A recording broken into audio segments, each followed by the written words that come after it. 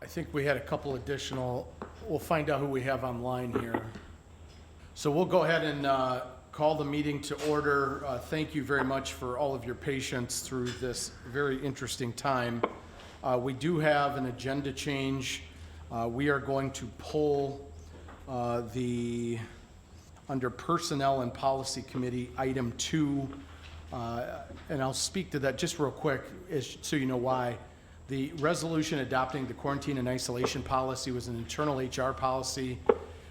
Steve Chapman and Deb in HR did a great job. We're ready to go on it. However, they're going to, now that there's been some, I think, state and federal executive orders we just want to make sure we're aligned and that our policy aligns with what's coming down from the feds and from Springfield. So that way we're all on the same page and we don't have to double back. So we're going to pull item 2 under personnel and policies. And with that, we will ask. See, here's a different number on this one. We will ask the clerk to please call the roll. Thank you, Mr. Chairman. Mr. Tassoni. Mr. Webster. Here. Mr. Westcott. Mr. Arena. Here. Thank you, Mr. Billich. Here. Mr. Booker. Mr. Butita. Here. Mrs. Crosby. Here. Mr. Fellers. Here. Mr. Fiducia. Mr. Gurl. Present. Mrs. Gorel. Present. Mr. Hoffman. Present. Mr. Kelly. Here. Mr. McDonald. Present. Mr. Neighbors. Here. Mrs. Red. Mr. Booker's here. I'm sorry? Can you repeat Aaron that? Booker's here. Aaron Booker. Thank you. Dorothy Red is here. Dorothy Red. Thank you. Mr. Salgado. Present. Yes. Mr. Schultz. Here. 3 absent, Mr. Chairman. 17 present. Okay, thank you very much. Mr. Tassoni is here. Mr. Tassoni, now present. Thank you. We'll acknowledge that we have 18 of 20 board members are participating in this meeting. For those of you watching on the stream, we have several board members here, and we have the balance participating on a phone conference call because of the change in the request from the health department today on the group setting. Group meetings of 25 or less was reduced to 10 or less. So thank you for everybody's patience. And just for the record, everybody's doing the 6-foot social distance thing. So thank you for that during these very interesting times. So moving through the agenda, we have no public comment because we have nobody from the public at this meeting. Although it is open meeting and it's been posted, just for the record, there's an executive order from the governor that gives us a little more latitude for people to participate remotely during COVID-19 and us dealing with that to comply with other things that we need to comply with. And we will be posting minutes from this meeting and following all the other parameters. But this way, board members that are not physically with us do get to vote on action items. Are there any, we will shoot through the agenda, there's no public comment. Any board member correspondence? Yes, sir, Mr. Webster. Yes. Mr. Chairman? Mr. Chairman? Yes. Can you just let everyone know that the state's attorney and Mr. Kralinkas are on speaker? Oh, I apologize. Run the call. So we have the state's attorney's office. We have Marilyn Hyde-Ross, state's attorney, and Dave Kralinkas participating as well. Thank you very much for mentioning that. Mr. Webster. Yeah, thank you. Last board meeting, we had the item come before us there about the funding for the sheriff's department. And under reconsideration, I want to make my vote on that one change that to a no vote. Okay, we'll double check on that. The only thing I would just say procedurally, and we can double check and get back to you on that, so we do this correct. You wanted to, your request is to change your official vote? Yes, Okay, I ran it by the state's attorneys, and they said that was the proper thing to do. At the following meeting, then you can reconsider. This is the following meeting. that you want the entire board to reconsider, or No, that just you just me. want to change your Just me. individual vote? Just change my vote, yes. Okay, and that's somewhere, I'll go to the state's attorney. The request by Mr. Webster is to change his vote on the previous item related to the sheriff, and changing his vote, was it from a yes to a no or a no to a yes? Mr. Webster, was it from a yes to a no? Oh, yes to no. Marilyn, that's a procedural thing, and you guys looked into that, and you're okay with that? I ran it by Mr. Kalinkas. Marilyn or Dave, can you hear me? We're trying to hear. Okay, Marilyn, Okay. I'll restate the question. Mr. Webster would like to change his vote from the last meeting on the specific vote related to the sheriff from a yes to a no. I wasn't aware of that, but if you're suggesting that was looked up in Robert's rules, then I'm okay with it, but I just want to make sure we're confirming that. I believe Mr. Webster said he spoke to you.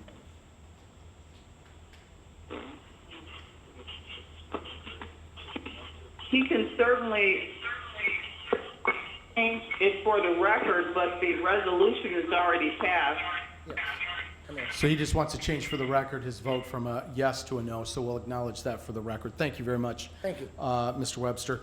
Our next, any other board member comments, Mrs. Gorel?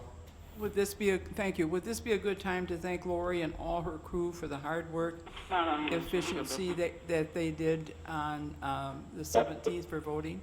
Yes. They did a fantastic job, and accolades to all of you and your workers. Thank you. Couldn't have done it Absolutely. without you. Absolutely, Mrs. Gorel, I appreciate your comments.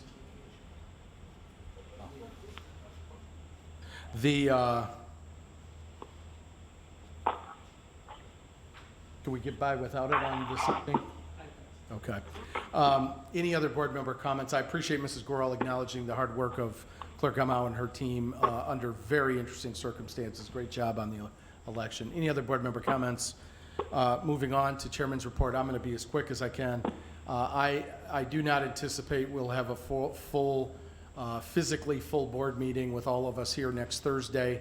Hope I'm wrong, but I doubt it at this point. So we're just going to work through that.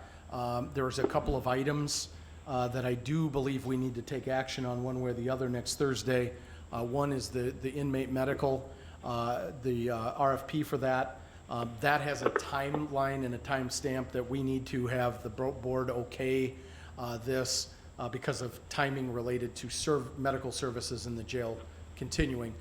There's been a very thoughtful, diligent research process that has concluded, but we're up against it. The other one is posting, having the board, it's an administrative kind of standard operating procedure when there's a board member vacated, that the board officially at some point in the near time of the vacancy declare an opening. Concurrently, there's going to, with that boomer opening, there's going to be a concurrent call for resumes and letters of interest that would come to the office. They'll of course be shared with the board, and we'll talk through the process in the future. But those are a couple items that the board, we need next Thursday to take action on, whether in person or over the phone or a combination thereof. So just a heads up on that. Moving into standing committee reports, I will go to Public Safety Committee, and with your permission, I would ask somebody to stand in for Mr. Booker, who is working from home here tonight on his resolution. Sure.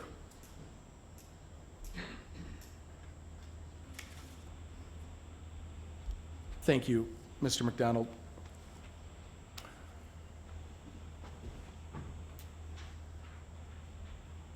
Of course. Thank you. Thank you, Mr. Chairman. The Public Safety Committee has one resolution tonight. resolution extending proclamation declaring the county of Winnebago, Illinois, a disaster area for coronavirus response. We got a motion by Mr. McDonald. I got a second by Mr. Hoffman, Mrs. Gurl, Mr. Gurl. Thank you. Item is now before the board for discussion. And with your, if you'll allow, I'll just give a quick overview why it matters. So as chairman, you can declare your county a disaster area when there's an emergency. That is only a 7-day. That has carries weight for 7 days. We're at a point where this is going to go well beyond 7 days. And so what is before the board is you okaying an extension of the initial declaration for a period of 45 days. I believe that takes us to April 30th. I would anticipate that you will probably extend it around or before that time as well, but one step at a time. To be very clear and to put on the record, there's a couple of things this allows us to do, and there's many things that we don't want to assume there's more power to it than it is. So what it allows is if there's emergency purchases, getting equipment, things around dealing with this response, in particular around the emergency operations,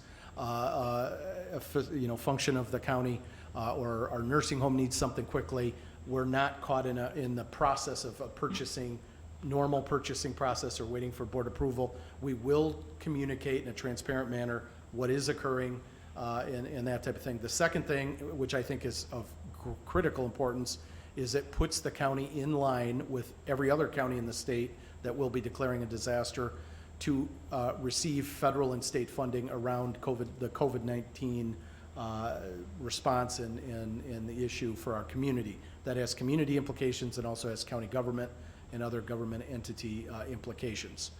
Every other county government, I'm sure there's going to be 101 proclamations by their board backing up what their chairman initially did. And they all have similar language. To be clear, it is my clear and firm understanding, talking to Shar, who worked over the weekend with Dr. Martell on this, that this does not grant new powers to the chairman, to the county administrator, to the county board to do other actions in the community you wouldn't otherwise normally be able to do. So for example, we can't further restrict community movement or something based on this. That's not what this is. Any questions, or if anybody else would like to speak to it or ask any questions? Anybody on the line want to speak to this or ask any questions? Seeing none, then I'll go ahead and we'll just have the clerk do the roll on this since we have some participants online. Mr. Webster? Yes. Mr. Westcott, I'm sorry, is absent. Mr. Arena? Yes. Mr. Billich? Yes. Mr. Booker? Yes. Mr. Butita?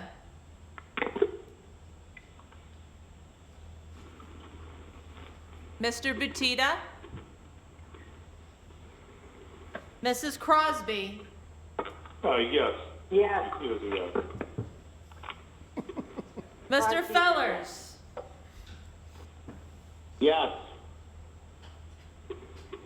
Mr. Gurl? Yes. Mrs. Gurl? Yes. Mr. Hoffman? Mr. Kelly? Yes. Mr. McDonald? Yes. Mr. Neighbors? Yes. Mrs. Red? Yes. Mr. Salgado? Yes.